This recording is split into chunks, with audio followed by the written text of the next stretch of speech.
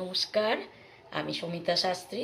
আজকে আবার এলাম আপনাদের কাছে একটা গুরুত্বপূর্ণ টিপস নিয়ে, টিপস টোটকা, যেটা স্বাস্থ্যসম্মত।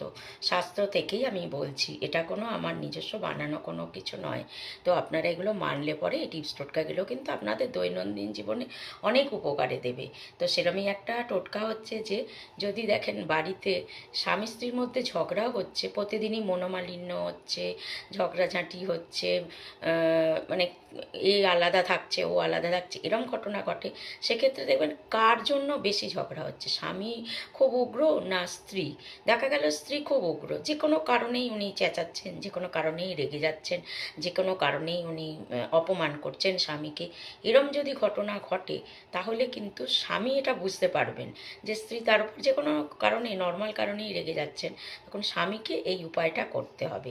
স্বামী কী করবেন, রাত্রির বেলায় স্ত্রীর বালিশের নিচে অল্প একটু সিঁদুর কাগজে মুড়িয়ে রেখে দেবেন, ঠিক আছে?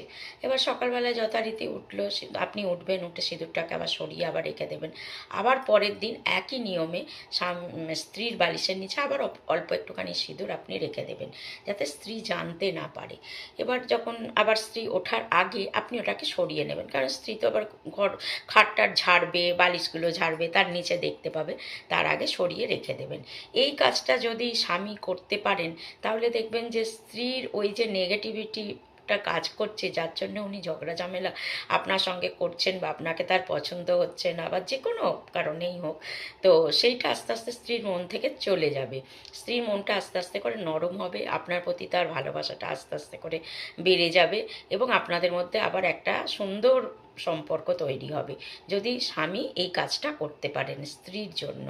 তো এটা আপনারা করুন, সুস্থ থাকুন, ভালো থাকুন।